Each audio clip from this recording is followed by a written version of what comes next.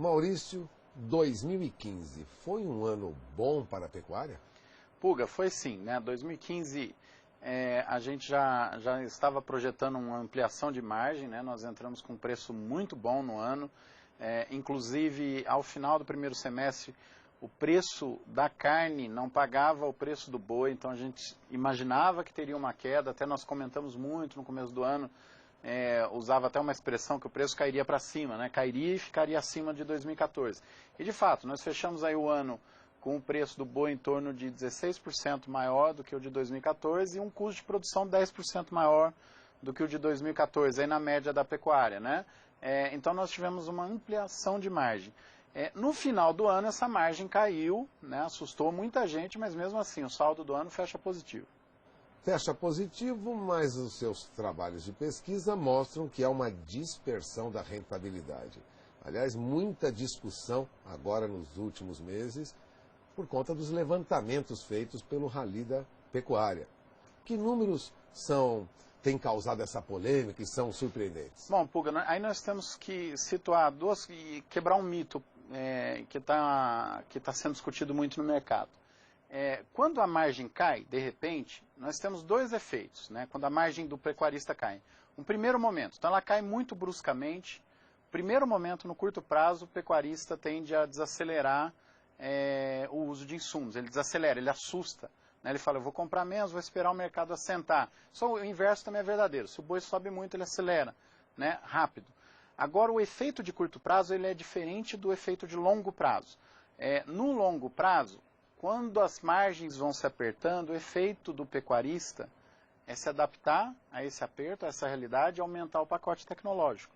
Né? Ele aprimora a sua administração e o uso de tecnologia. Exato. Isso que é a parte interessante da produção. Né? Quando você não tem um ambiente inflacionário muito alto, quando você tem uma economia estabilizada, a tendência é que a gente aumente a produtividade e oferte cada vez mais alimento mais acessível para o produtor, então a carne, para o consumidor. Então a carne, os grãos, tudo isso passa por essa realidade. Né? E esse aumento, né, essa maior acessibilidade por parte do consumidor se deve ao aumento de oferta, que ajuda a reduzir o preço, reduzir mais ainda a margem. A resposta sempre é tecnológica. Né? Então nós fizemos um acompanhamento da década de 70 até hoje, é nítido ver a margem do pecuarista caindo. Você tem um gráfico sobre isso que mostra os números. Vamos ao gráfico? O que significa esse gráfico aqui? A força da tendência tecnológica. Exatamente. Isso aqui a gente tem apresentado há algum tempo. Né? Nós calculamos um indicador de custo de produção e preços, buscamos estudos na literatura para identificar qual que seria a margem líquida na década de 70 no começo, em valores reais isso. Seria quase metade, quer dizer, 50% da venda de um boi era lucro. Isso vem caindo ao longo dos anos, né? Vem caindo, né? E a gente chega nessa década aqui. E a queda é acentuada notadamente em 2005, 2010, 2011 e 2015. Principalmente após o Plano Real. É interessante que nessa fase também, se eu pegar a relação de troca entre boi e bezerro, né, ela era 3,5, 4 por aqui, e aqui começa a cair. Nós estamos fechando agora 2015 próximo de 2, numa relação de troca. Há um tempo atrás o pecuarista achava que ia ser difícil, impossível sobreviver com uma relação de troca abaixo ou próximo de 2. Qual é o efeito que isso provoca nele? Eu tenho que comprar esse bezerro, fazer tecnologia para ganhar dinheiro. Então eu aumento ainda a compra. Então essa é uma realidade que tem acontecendo. O que força a tendência ao uso de tecnologia é a margem em queda. A margem em queda. E aí que é o interessante, a próxima figura que a gente tem mostra o que acontece na prática nas fazendas. Isso aqui é uma média de 10 estados que a gente acompanha, em 6 níveis de tecnologia, que eu estou apresentando um gráfico para o ciclo completo. Né? Então, produção de bezerro, de tal, e boi gordo e vaca. Com a baixa tecnologia, ele está quase no prejuízo. E aumenta a tecnologia, aumenta o lucro. Né? A partir desse nível aqui, eu estou competindo com a agricultura em pé de igualdade. Né? Então, na verdade, a minha fazenda ela é até melhor que uma de agricultura, de pecuária, porque além de ter um lucro semelhante, eu tenho a maior parte da minha produção de alta liquidez, que é o próprio rebanho. Ou seja, faço dinheiro em qualquer momento. Com uma produção de 12 a 18 arrobas por hectare, significa que eu já estou competindo com a agricultura. Isso. Porque, a princípio, a agricultura tem sido mais rentável que a pecuária. Exato. Até você atingir esse número. Daí para frente... Daqui para frente, na verdade, é do 18 para frente. 18 né? Então, para daqui frente, para cá eu estou de competindo. 18 a 26 isso. Em diante... E quando a gente mostrava esses gráficos, o pessoal falava, não, isso aqui não está no campo, isso aqui é coisa de estudo, de centro de pesquisa. Se fechou no escritório, ficou sonhando. Não, isso não acontece, isso é teoria. Tá bom, aí a gente passa a conversar aí com uma média de 400 produtores por ano no Rally da Pecuária.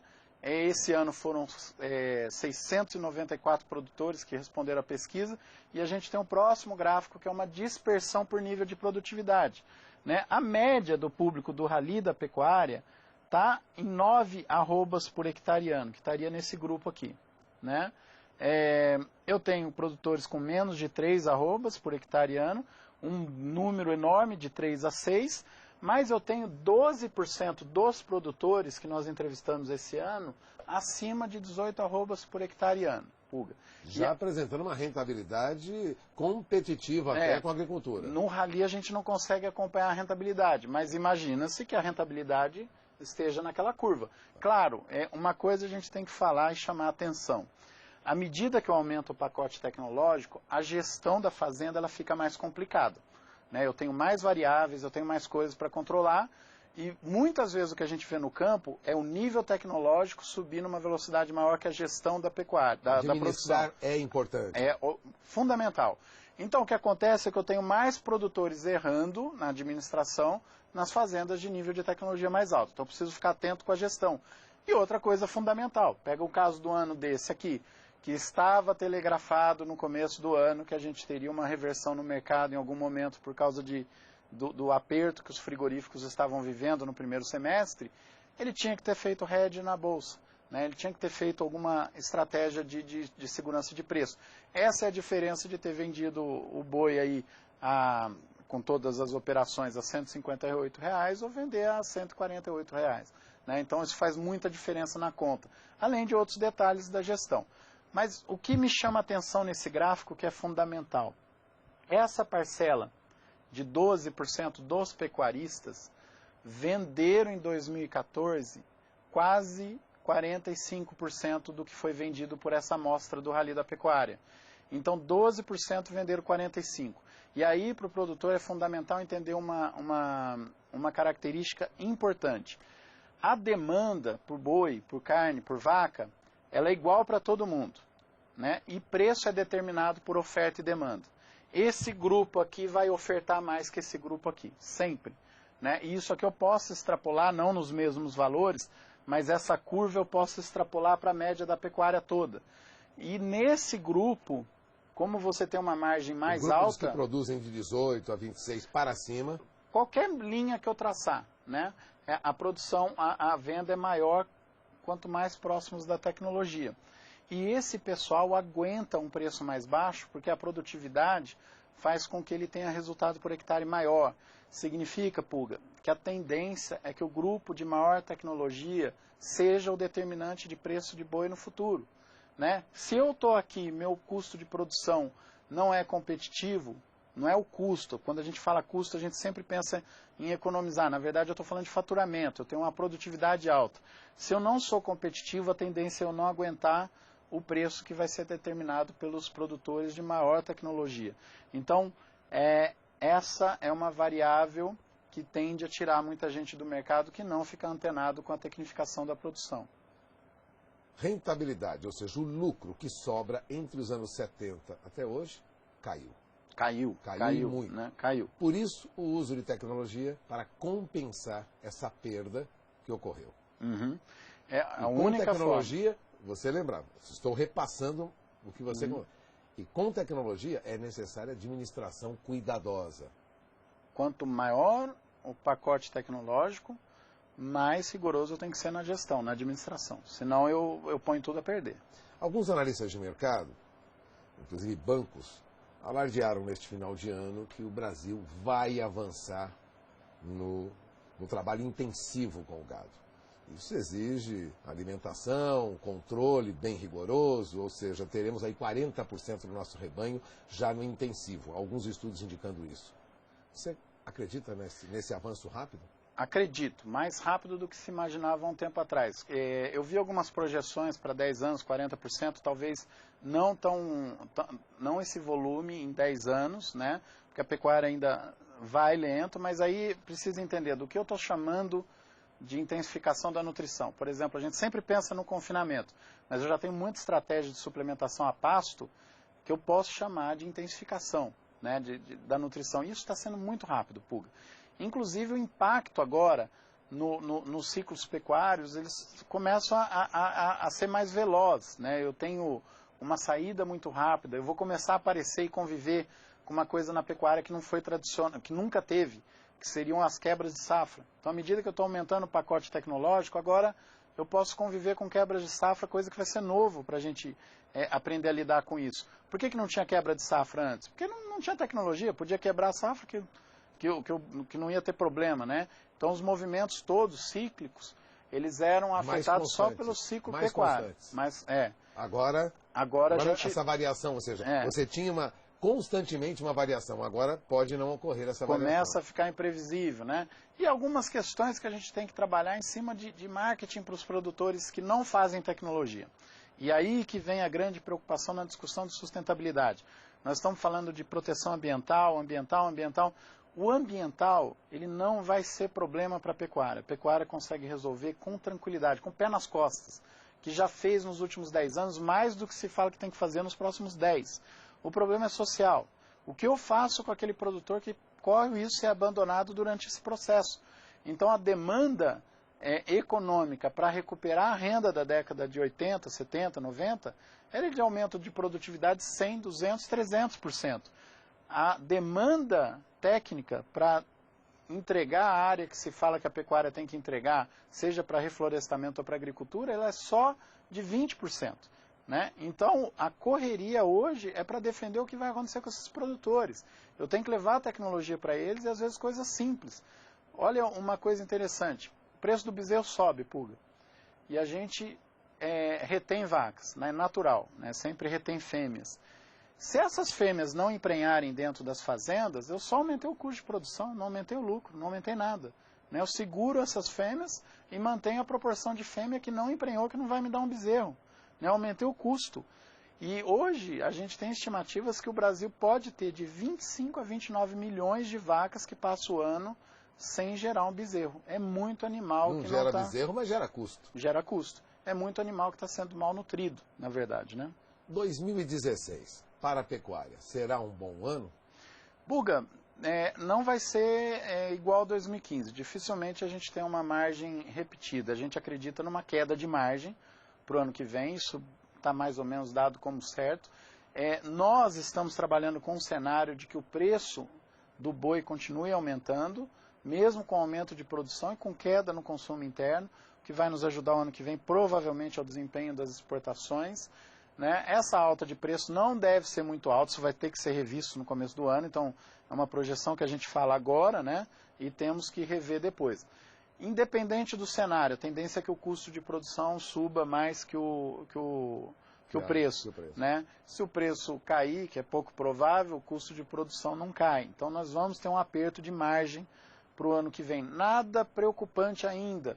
Né? Nós vamos ter um ano intermediário aí entre o que foi 2014, 2013, 2015, né? Não igual a 2015, mas vão ter uma margem ainda boa para o setor.